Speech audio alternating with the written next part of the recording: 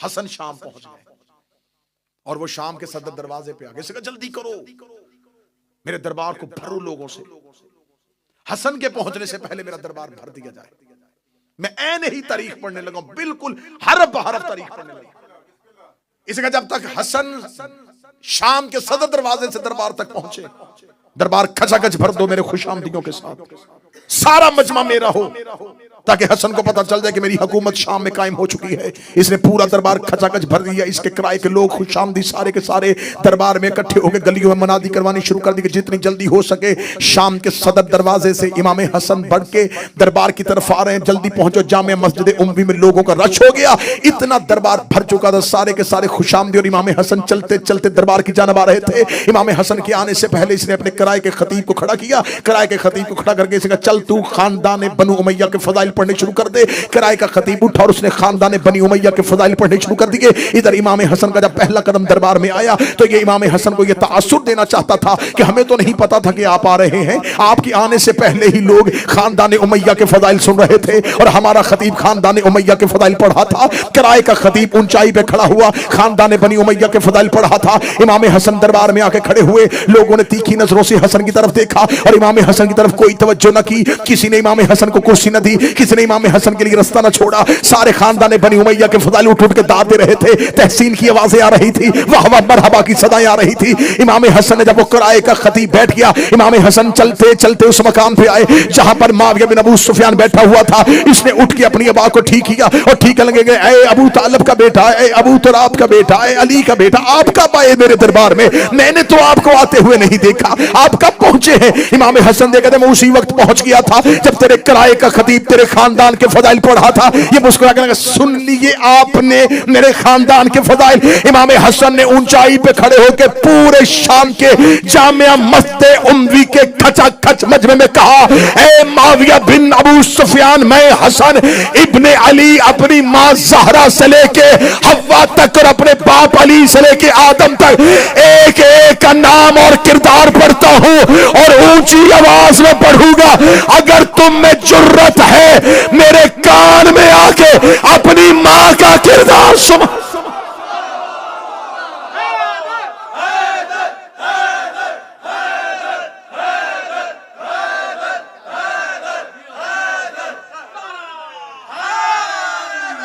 ऐ मुझ पे फख्र मुबाहात करने वाले, ऐ मेरे खानदान पे फख्र करने वालों, ऐ मेरे खानदान पे फख्र मुबाहात करने वालों, कान में आके पढ़ो। दरबार में सन्नाटा तारी हुआ, खामोशी तारी हुई। खामोशी का तारी होना था। इमाम हसन ने यूं मजमे की तरफ देखा, पहला ही जुमला इतना सख्त था। लोगों ने कहा ये कौन है जिसने दमिश्क के हाकिम को इतना बड़ा जुमला कह दिया? हाकिम अभी तख्त पे लर्जा बर आदम था और चेहरे पे मौत की जर्दी थी। इमाम हसन ने कहा जो मुझे जानता है वो जान ले, जो नहीं जानता वो सुन ले। अना हसन इब्ने अली, मैं हसन अली का बेटा हूं, मैं अबू तालिब का बेटा हूं, मैं जुर्रियत इब्राहिम हूं, मैं नस्ल इस्माइल हूं, मैं शजरा तैयबा का समर हूं, मैं फर्जंद इब्राहिम हूं, मैं फर्जंद इस्माइल हूं, मैं सफा का बेटा हूं, मैं मरवा का बेटा हूं। इतना कहते कहते इमाम हसन के जुबान से जुमला निकला, मैं चाहूं तो इराक को शाम कर दो, मैं चाहूं तो इराक को शाम कर दो, मैं चाहूं तो दिन को रात कर दो, मैं चाहूं तो रात को दिन कर दो। पीछे से बंदा मजमा चीरता हुआ आगे बढ़ा और आगे बढ़ के लगा, मा अकाला हक हाफिज, तू वो क्यों कह रहा है जो तू कर ही नहीं सकता? इमाम हसन ने तीखी हुई नजरों से पीछे मुड़ के देखा, पर मैं शर्म नहीं आती औरत होके मर्दों में खड़ी, औरत होके मर्दों में खड़ी है।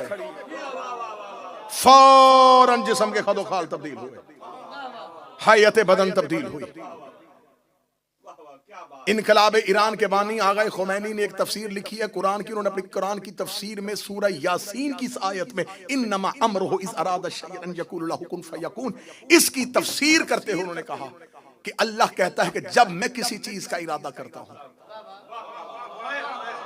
मैंने हवाला दिया है, आगा खुमैनी ने अपनी तफसीर में लिखा, उसने कहा जब खुदा किसी चीज का इरादा करता है तो खुदा कहता है जब मैं इरादा करता हूं तो मैं कहता हूं हो जा तो वो हो जाती है। फिर उन्होंने इसके आगे तफसीर में लिखा कि ये बात मखलूक को समझाने के लिए है, वरना अल्लाह के इरादे कहने और होने में फासला नहीं होता। उन्होंने कहा अल्लाह के इरादे में, कहने में और होने में कोई फासला, कोई वकू नहीं होता। उसका इरादा ही उसका कहना है, उसका कहना ही उसका होना है, उसका इरादा ही उसका कहना है, उसका कहना ही उसका होना है। ये तफसीर हो गई कि अल्लाह का इरादा अल्लाह का कहना है, अल्लाह का होना है। मैं मर्जी के चौक में अपनी जुबान कटवाऊंगा। हसन ने शाम के दरबार में मुसल्ला बिछा के 2 रकत नमाज पढ़ के दुआ नहीं की कि मेरे अल्लाह इसे औरत कर दे, मेरे अल्लाह इसे औरत कर दे। हसन ने कह दिया, वो हो गया।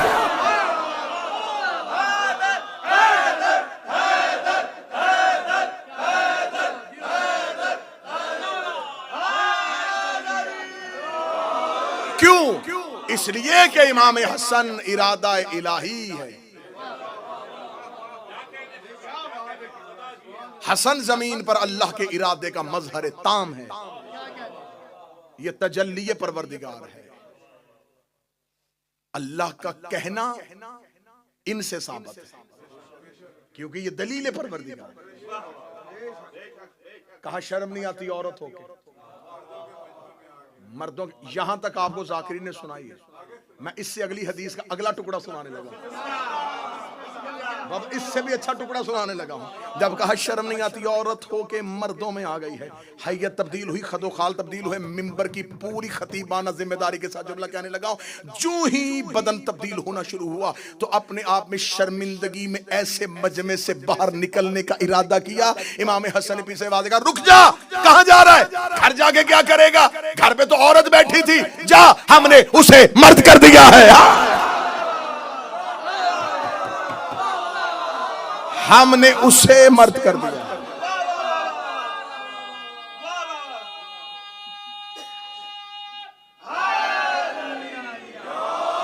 आज से वो हाकम, तू महकूमा। आज से वो हाकम, तू महकूमा।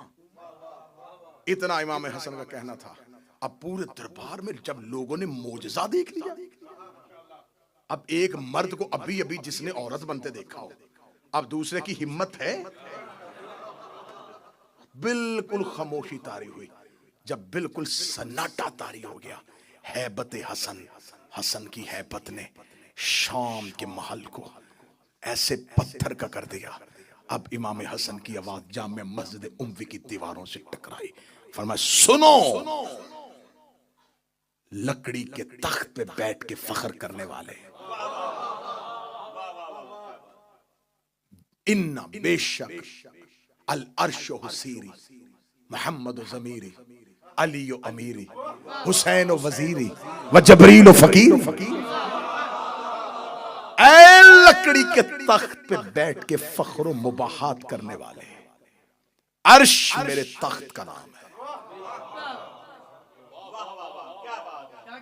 मोहम्मद मेरे जमीर का नाम है, अली मेरे अमीर का नाम, हुसैन मेरे वजीर का नाम, जबरील मेरे फकीर का नाम।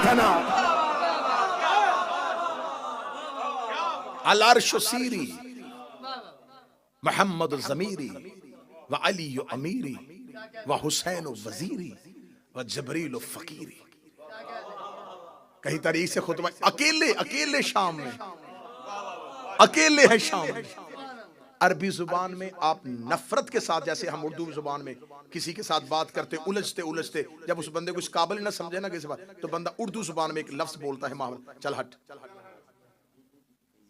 बोलते हैं चल हट। अरबी जुबान में इसके सिर, चल हट। और अगर सामने औरत हो तो उसको सिर नहीं, सीरी, सिर कहा जाता है मर्द के लिए, सीरी कहा जाता है औरत। चल हट, मर्द हो सिर, औरत हो सीरी।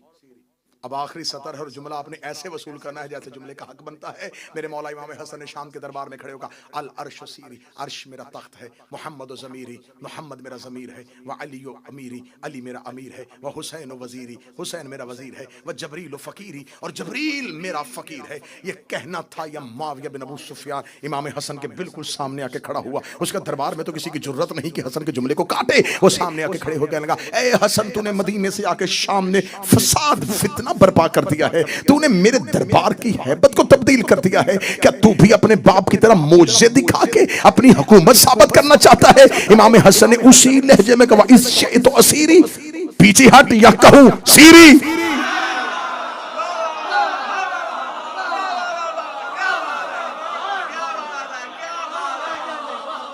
पीछे हटेगा या तुझे भी कहूं सीरी। और सीरी औरत के लिए कहा जाता है।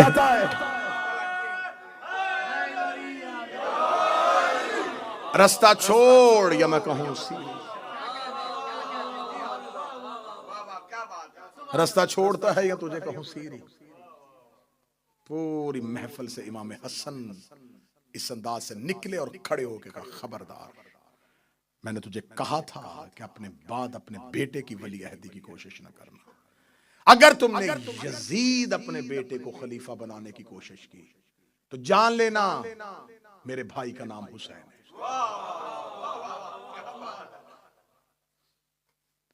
बहुत खूबसूरत जुमला मुर्तजा मुताहरी का है। उन्होंने कहा, आशूरा हुसैनी होने से पहले हसनी थी।